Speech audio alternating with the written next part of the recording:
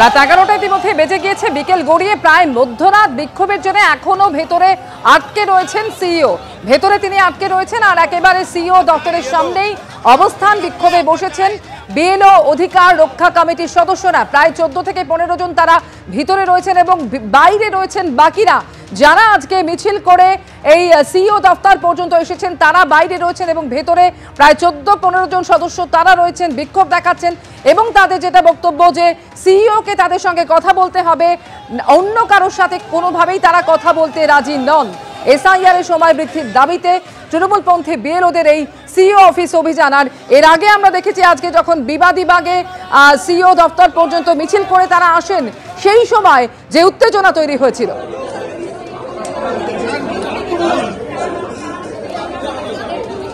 বিবাদীবাগে কমিশনের দফতরের সামনে বিক্ষোভ দেখান তারা এবং সেই বিক্ষোভের পর ভেতরেও চলছে বিক্ষোভ,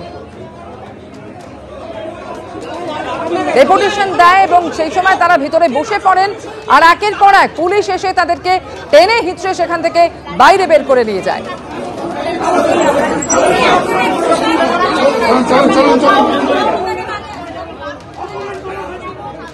এয়ারপোর্ট থেকে হুমকি, আপনি কোথায় আছেন, এক্ষুনি চলে আসুন। মানে এনারা আমাদের কাছে তথ্য দিল, আমরা তথ্য দিলাম, কিছুক্ষণ পরে আমাদের সঙ্গে কথা হবে।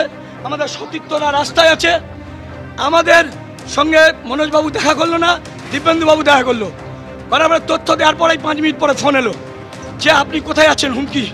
তারপরে একটা তিলক তারপরে তিলকধারী একজন এলো, সেই অফিসে কাজ করে কিনা জানি না, বিজেপি নেতার মতো কথা বলছে, শুভেন্দু অধিকারের মতো বলছে ইহা সে ইন লোক হটা দো। এটা কি, এটা বাংলা, এটা বিহার নয়। আরো একবার সরাসরি কথা বলবো, সন্দীপ সরকার রয়েছেন এই মুহূর্তে আমাদের সঙ্গে। সন্দীপ, কিছুক্ষণ আগেও যেটা তুমি বলছিলে যে বেশ কিছুক্ষণ আগে ভিতর থেকে একটা প্রস্তাব এসেছিল যদি অ্যাডিশনাল সিইও তাদের সঙ্গে এসে কথা বলেন সেক্ষেত্রে তারা রাজি কিনা, কিন্তু তারা স্পষ্ট জানিয়েছেন যে শুধুমাত্র সিইওর সঙ্গেই তারা কথা বলবেন। এরপরে ভেতর থেকে আর কোনো রকম ভাবে কি কোনো বার্তা এসেছে? না দেখো, ভেতর থেকে কিন্তু আর তার পরবর্তীতে আর কোনো বার্তা আসেনি এবং এখনো পর্যন্ত আমি ভেতরের ছবিটা আরও একবার দেখিয়ে দেবো তোমাকে। সেখানে এই মুহূর্তে পুলিশ আধিকারিকরা তারা রয়েছেন, তারা একেবারে সিইও দফতর যেটা রয়েছে অর্থাৎ এই ভবনের 4 তলায় সেই সিইও দফতরে সেখানে তারা মোতায়েন রয়েছেন। এখানে আমরা দেখতে পাচ্ছি যে ডিসি রয়েছেন, অ্যাসিস্ট্যান্ট কমিশনার রয়েছেন এবং থানার অফিসার ইনচার্জ পদমর্যাদার আধিকারিকরা রয়েছেন, তারা একই রকমভাবে এখানে বসে রয়েছেন এবং তারা এখানে রয়েছেন। আর বাইরে বসে রয়েছেন 4 বিএলও এবং তার সঙ্গে এই বিএলও অধিকার রক্ষা কমিটির সদস্যরা। আরও একজন বিএলও এখানে যিনি উপস্থিত রয়েছেন তার সাথে কথা বলবো। আপনি কোথা থেকে আসছেন, কোন বুথের দায়িত্বে আপনি? আমি 136 পার্টের বুথের দায়িত্বে, 167 মানিকতলার। আপনার বুথে কতজন ভোটার? 568। আপনার কি ফর্ম বিলি, ফর্ম সংগ্রহ, ডিজিটালাইজেশন সব শেষ? আমার ফর্ম বিলিটা হয়ে গেছে, ফর্ম কালেকশানটাও আমার 80% কমপ্লিট হয়ে গেছে। ডিজিটাইজেশন যা আমি কালেক্ট করেছি তার 75% কমপ্লিট করে ফেলেছি। আজ আপনি এখানে কেন? আমি এখানে এসেছি শুধু আমি বিএলও হিসেবে আমি কাজ করেছি বলে তা নয়, আমি এসেছি আমার বিএলও যারা কাজ করছে সব সারা পশ্চিমবঙ্গে তাদের জন্য আমি বলতে এসেছি ইলেকশন কমিশনের কাছে। আপনাদের কাছে কি নতুন করে কোনো প্রস্তাব এলো? না, এখনও আপনাদের পুলিশ অফিসার একজন আসলেন, ওনার বললেন যে ডেপুটি সিইও যিনি আছেন উনি কথা বলতে চান, কিন্তু আমাদের যে দাবি সেটা আমরা সিইও সাহেবকেই বলার জন্য এসেছি। উনি আমাদের পারমিশন দিলে আমরা তার কাছে গিয়েই বলব। এখানে আমরা দেখতে পাচ্ছি যে একেবারে সিইও দপ্তরের সামনে মূল যে দরজা রয়েছে সেই দরজার সামনে পুলিশ মোতায়েন করা হয়েছে এবং সেখানে পুলিশ আধিকারিকরা তারা এখানে রয়েছেন। আমি দেখতে পাচ্ছি এখানে মহিদুল রয়েছেন, মহিদুলের কাছে যাবো। কী নিয়ে মূল সমস্যাটা? আপনারা তো সেই দুপুর 2টো থেকে এখানে বসে রয়েছেন, ডেপুটেশন দিতে এসেছিলেন, এখন বাজে রাত্রি 11টা বেজে গেছে, এখনও কি আপনাদের ডেপুটেশন নেওয়া হয়নি? এখনও বসে আছেন কেন?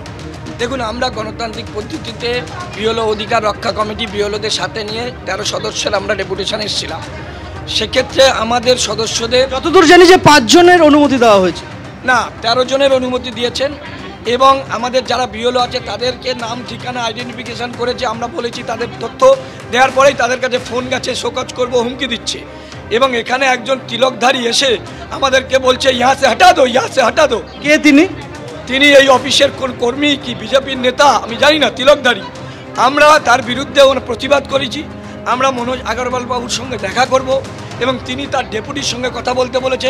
আমরা বললাম কোনো অ্যাসিস্ট্যান্ট নয়, আমরা হাজার হাজার বিএলওরা অপেক্ষা করছি, বিএলওদের কলিগরা অপেক্ষা করছে, শিক্ষক অধ্যাপকরা অপেক্ষা করছে, সুতরাং তার সঙ্গে দেখা করব। আপনি তো বিএলও নন। আমি এই কমিটির কনভেনার এবং আমি নিজের শিক্ষক, আমার বন্ধু বান্ধব কলিগ সব বিএলও। ফলে স্বাভাবিক কারণে এই বিএলও রক্ষা কমিটি সকলকে নিয়ে তৈরি হয়েছে একটা অ্যাপলিটিক্যাল কমিটি। তাদের 13 দফা দাবি নিয়ে আমরা এসছি।